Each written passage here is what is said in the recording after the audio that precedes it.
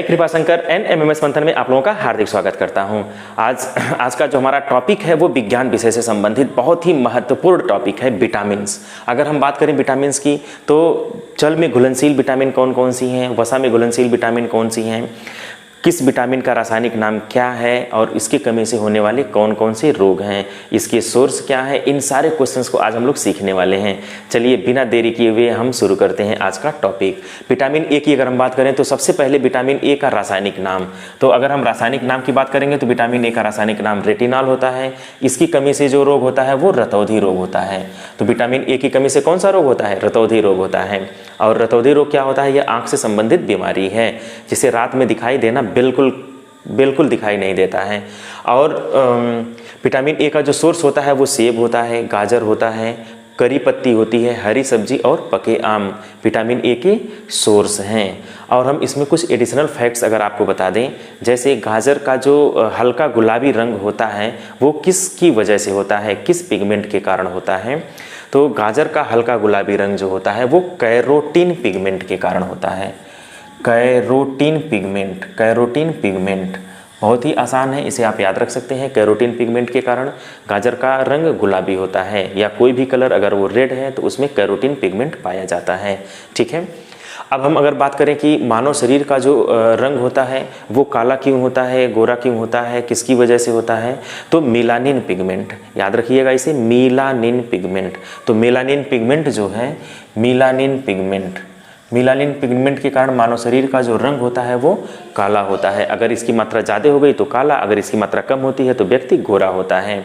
ठीक है, नाखून और बाल में ये प्रोटीन के एग्जाम्पल्स होते हैं। इसमें केराटिन पाया जाता है। केराटिन, नाखून और बाल केराटिन से बने होते हैं। केराटिन, आप इसे याद रखेंगे। और ये किसके एग्जाम्पल हैं? प्रोटीन के एग्जाम्पल हैं। तो ये एक्स्ट्रा फैक्ट के रूप में आप लिख लीजिएगा। ठीक है, अब ये चीज़ें आ गई गाजर से, तो मैंने सोचा कि ये सारी चीज़ें आप लोगों को बता दिया जाए, क्योंकि एग्जाम में ये सारे क्वेश्चन पूछे हुए क्वेश्चन हैं। ठीक है, अब हम बात करते हैं विटामिन बी की। विटामिन बी से पहले एक चीज़ और मैं आपको बता दूं विटामिन ए में, कि जो गोल्डन राइस होता है, गोल्डन राइस, उसमें भी विटामिन ए की प्रचुर मात्रा पाई जाती है। अगर ऑप्शन में गोल्डन राइस दिया है तो गोल्डन राइस संबंधित है vitamin A, vitamin B, vitamin C और विटामिन डी। तो गोल्डन राइस किससे संबंधित होता है? विटामिन ए से संबंधित होता है। ये क्वेश्चन पूछा हुआ था तो मैं इसका जिक्र कर दिया हूँ यहाँ पे। विटामिन बी की बात अगर हम करें, विटामिन B1 की बात, तो इसका रासायनिक नाम थायमिन होता है। वेरी इंपॉर्टेंट, यानी कि बहुत ज़्यादा इंपॉर्टेंट है। चूँकि यह वेरी इंपॉर्टेंट है तो इसकी कमी से वेरी रोग होता है। आप ऐसे कोरिलेट करके याद कर सकते हैं। तो विटामिन B1 की कमी से कौन सा रोग होता है? वेरी रोग होता है, वेरी रोग। और इस बादाम के सेवन से, यानी बादाम में सर्वाधिक मात्रा में पाया जाता है, अगर हम बादाम का सेवन करते हैं तो विटामिन B1 की कमी पूरी की जा सकती है। और ये जल में घुलनशील विटामिन होता है। विटामिन बी और विटामिन सी ये दोनों जो हैं जल में घुलनशील, विटामिन सी की बात करें और विटामिन बी की बात करें, दोनों विटामिन जल में जो है घुलनशील होती हैं। बाकी जितने भी विटामिन बचेंगे वो वसा में घुलनशील हैं, यानी कि A, D, K, E ये विटामिन वसा में घुलनशील होती हैं। विटामिन B2 की अगर हम बात करें तो विटामिन B2 शरीर का भार कम हो जाता है, और ये सबसे ज़्यादा पाया जाता है किसमें? बेल में। यानी कि जब सीजन आता है तो बेल का सेवन ज़्यादा से ज़्यादा करना चाहिए। तो बेल में सर्वाधिक मात्रा में पाया जाता है। इसका रासायनिक नाम है राइबोफ्लेविन इसका रासायनिक नाम है। B12 की बात करें, बहुत ज़्यादा इंपॉर्टेंट ये भी है। B12 साइनोकोबालामीन B12 का रासायनिक नाम है साइनोकोबालामीन। कोबाल्ट, इसमें क्या पाया जाता है? कोबाल्ट पाया जाता है। यहाँ से भी आप याद कर सकते हैं कोबालामीन से कोबाल्ट, यहाँ से आप कोरिलेट कर लीजिए कि कोबाल्ट किस में पाया जाता है? B12 में पाया जाता है। कई एग्जाम में ये क्वेश्चन पूछा हुआ क्वेश्चन है कि कोबाल्ट किस विटामिन में पाया जाता है? तो B12 में पाया जाता है। ग्रोथ के लिए बहुत ही ज़्यादा इंपॉर्टेंट, ग्रोथ के लिए अति आवश्यक, ग्रोथ के लिए आवश्यक कौन सी विटामिन होती है?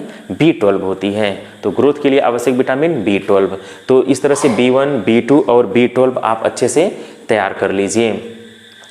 अब अगर हम बात करें B6 की, तो स्वप्न में याद रखने में ये सहायक होता है। बस आप इससे संबंधित सिर्फ एक ही फैक्ट जानिए, स्वप्न में सहायक कौन सी विटामिन होती है? B6 होती है। ठीक है, अब चलिए विटामिन सी के बारे में हम लोग अध्ययन करते हैं। विटामिन सी क्या है?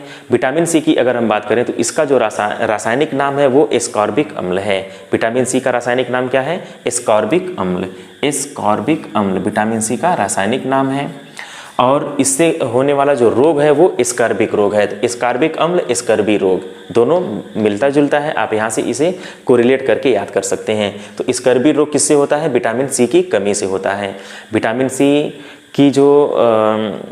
सी के जो स्रोत होते हैं वो सबसे ज़्यादा किस में होते हैं? सबसे ज़्यादा आंवला में होते हैं, फिर नींबू में होते हैं, इमली में होता है, ठीक है। पपीता में भी इसके सोर्स होते हैं। विटामिन सी का सोर्स पपीता में भी होता है। तो आंवला हो गया, नींबू हो गया, इमली हो गया और पपीता हो गया। इमली में टार्टरिक एसिड पाया जाता है और नींबू में सिट्रिक अम्ल पाया जाता है। तो आप ये चीज़ ध्यान रखिएगा, इमली में टार्टरिक एसिड और नींबू में सिट्रिक एसिड यानी कि सिट्रिक अम्ल पाया जाता है। तो एक्स्ट्रा फैक्ट के रूप में आप इसे जरूर लिख लीजिएगा, ठीक है।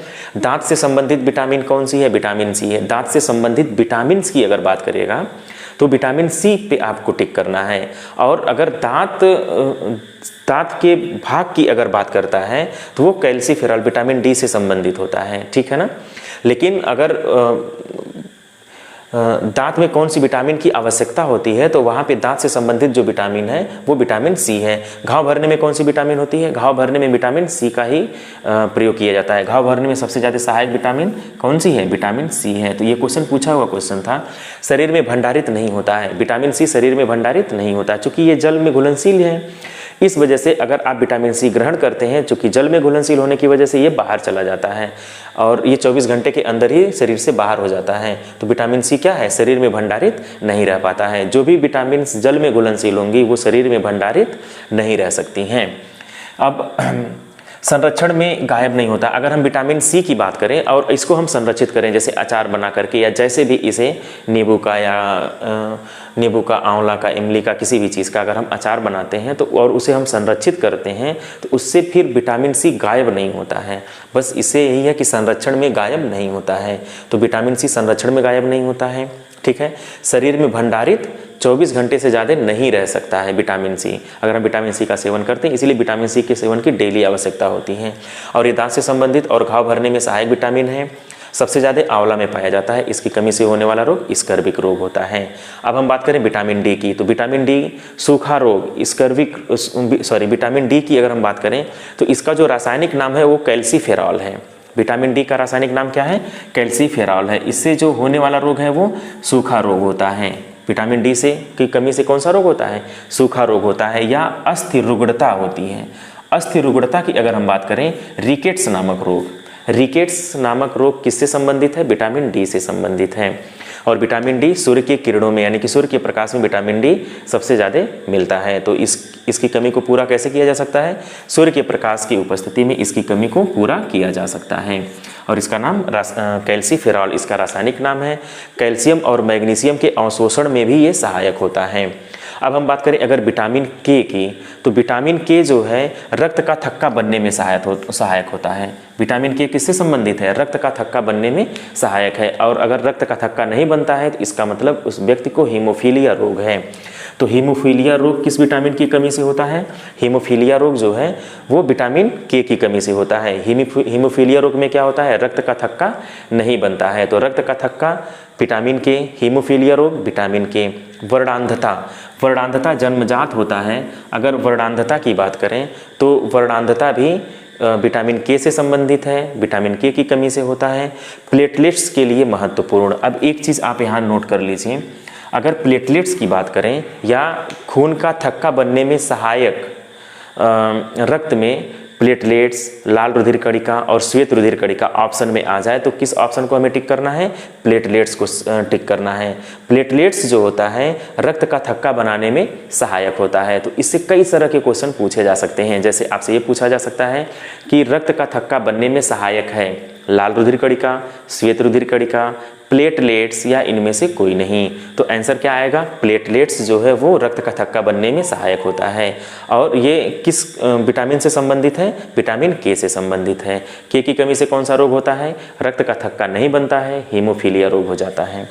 विटामिन ई की अगर हम बात करें तो विटामिन ई का रासायनिक नाम होता है टोकोफेरॉल। विटामिन ई का रासायनिक नाम क्या है? टोकोफेरॉल। बालों की समस्या, प्रजनन की समस्या, बंध्यता रोग, देखिए बालों की जो समस्या होती है, बाल झड़ना, ठीक है, विटामिन ई की कमी से होता है। प्रजनन क्षमता में कमी विटामिन ई की कमी से, और बंध्यता रोग की अगर हम बात करें तो बंध्यता रोग भी विटामिन ई की कमी से ही होता है। अब इसके जो सोर्स हैं उसको देखा जाए। विटामिन ई का सोर्स है मछली, गेहूँ, तिल, अलसी। मछली, गेहूँ, तिल, अलसी। अलसी जो होता है उसमें ओमेगा 3 की प्रचुर मात्रा होती है। ओमेगा 3 का एक तरह से ओमेगा 3 का स्रोत ही होता है। ओमेगा 3 का स्रोत क्या है? अलसी होता है। और अलसी जो है विटामिन ई की कमी को दूर करता है। तिल, गेहूं और मछली, ये सब आप ऐसे एक नोट्स बना लीजिए। नोट्स बना करके सारे विटामिन्स के बारे में आप विधिवत लिख डालिए।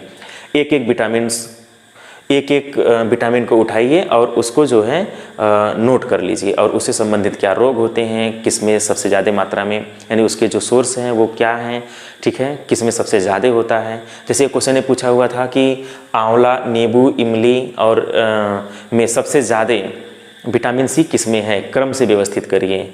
तो क्रम से व्यवस्थित करना था, उसका क्रम उल्टा सीधा करके रखा हुआ था। तो सबसे ज़्यादा किस में पाया जाता है? आंवला में पाया जाता है, फिर नींबू में, फिर इमली में, ऐसे करके। तो मैंने उसको वहाँ से यहाँ इसको मेंशन कर दिया है, तो आप इस चीज़ को भी नोट डाउन कर सकते हैं। तो अगर आप समझदारी के साथ और बेस्ट स्ट्रेटजी के साथ पढ़ाई करते हैं तो आप एग्ज़ाम हॉल में बहुत बेहतर कर सकते हैं। अगर आपको हमारी वीडियो पसंद आई हो तो हमारे चैनल को सब्सक्राइब करिएगा, लाइक करिएगा और बेल आइकन को प्रेस करना नहीं भूलना, ताकि हमारा इस तरह का जितने भी नोटिफिकेशन है आपको सबसे पहले प्राप्त हो जाए। Okay, thank you.